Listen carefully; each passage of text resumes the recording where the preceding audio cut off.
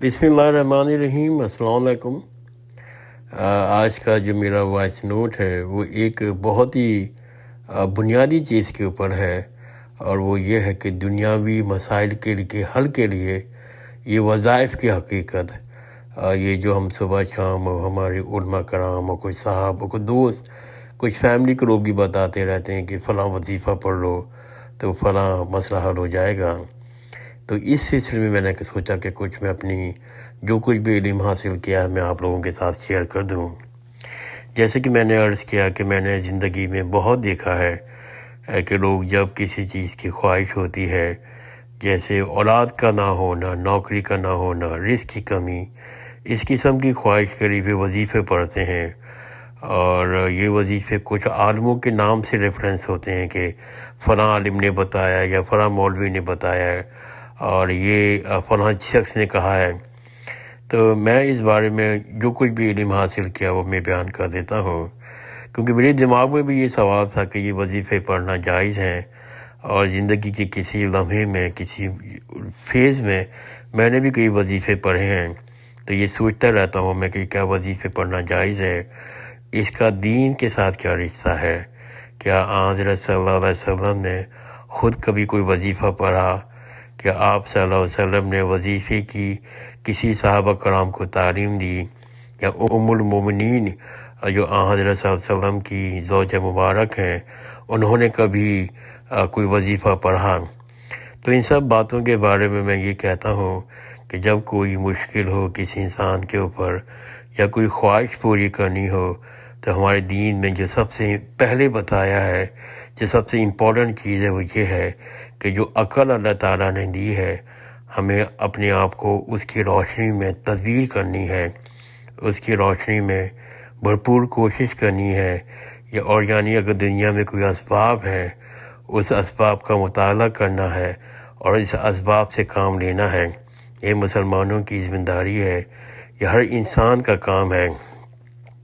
پھر اس کے بعد اللہ تعالیٰ سے دعا کرنی ہے۔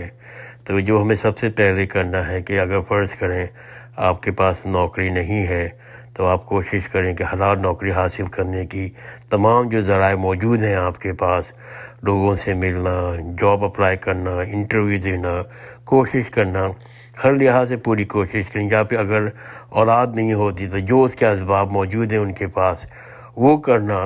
اس کے بعد پھر آپ اللہ تعالیٰ سے دعا مانگیں اور اللہ تعالیٰ کی رحمت کا اس کا انتظار کریں۔ یہی ہمیں سکھایا ہے کہ ہمیں اللہ تعالیٰ سے مدد مانگنی ہے، اللہ تعالیٰ سے مدد ہر وقت مانگنی ہے۔ نماز پڑھ کر آپ اللہ تعالیٰ سے دعا مانگیں، روزہ رکھ کے اللہ تعالیٰ سے دعا مانگیں، کوئی نیکی کا کوئی کام کر کے اللہ تعالیٰ سے دعا مانگیں، اور خاص طور پر تہجد کی نماز پڑھنے کے بعد تہجد کے وقت کی جو دعا ہے اللہ تعالیٰ ضرور قبول کرتا ہے۔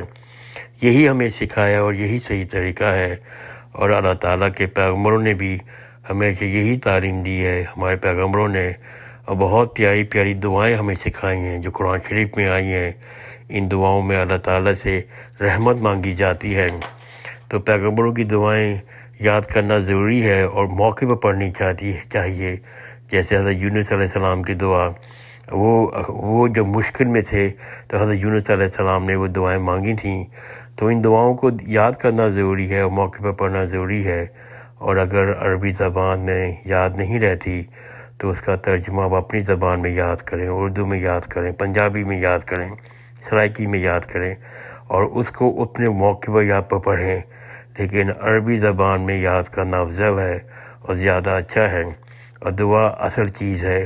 یہ نہیں کہ اگر آپ اپنی زبان میں مانگیں کہ دعا قبول نہیں ہوگی، ضرور ہوگی، لیکن اگر آپ عربی زبان میں جیسے قرآن شریف میں آیا اگر مانگیں گے تو زیادہ اچھے انداز رہے گا۔ یہی صحیح طریقہ ہے۔ پھر اس کے بعد صبر کریں، اللہ تعالیٰ کی رحمت کا انتظار کریں، اللہ تعالیٰ ضرور آپ کی دعائیں قبول کرے گا۔ جہاں تک وظیفوں کا معاملہ ہے تو میں یہ سمجھتا ہوں یہ وظیفے لوگوں کے تجربات ہیں۔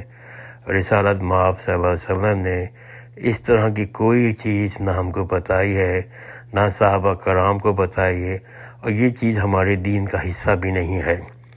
یہ صرف اور صرف لوگوں کے تجربات ہیں۔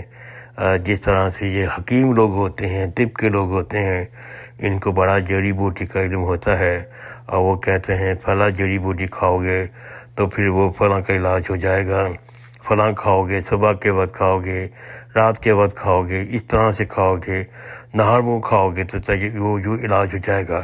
یہ سب تجربے ہیں ان حکیم لوگوں کی جو چیزیں ہیں، ان کی نہ کوئی ڈاکومنٹڈ ہے، نہ ویریفائڈ ہے، نہ کوئی کیمیکلی طور پر پروو ہے، لیکن بہرحال اس کا علاج ہوتا ہے۔ تو یہی بعض لوگوں کی تجربات ہیں کہ فلاں پیر نے، فلاں صاحب نے 500 دن تک فلاں تسبیح پڑھی تو ان کا فلاں مسئلہ حل ہو گیا، اور اس طرح سے آپ بھی پڑھ لیں۔ تو یہ بھی تجربہ ہے، جس طرح سے دوسرے تجربے ہیں۔ اور لیکن ایک چیز جس کا بہت خیال رکھنا پڑے گا کہ یہ جو تسبیحات ہمیں بتائی جاتی ہیں، فلاں قرآن شریف کی آیت پڑھنے کو کہا جاتا ہے، یا فلاں کوئی اور طریقہ بتایا جاتا ہے، آپ کریں، اس میں کرنے میں کوئی حرج نہیں ہے، لیکن ایک چیز کا خیال رکھیں، اس پروسیس میں، ان دعاؤں میں کہیں شرک نہ ہو رہا ہو، اس لیے کہ شرک جو ہے یہ بہت بڑا گناہ ہے، اور اللہ تعالیٰ اس شرک کے گناہ کو معاف نہیں کرے گا۔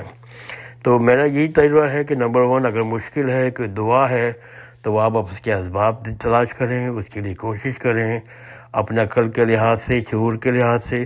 اس کے بعد آپ اسے اللہ تعالیٰ سے دعا کریں۔ بہترین طریقہ یہ ہے کہ تہجد کے وقت اٹھیں، اللہ تعالیٰ سے گر گرا کر دعا مانگتے رہیں، اور صبر کریں، اور صبر کا انتظار کریں۔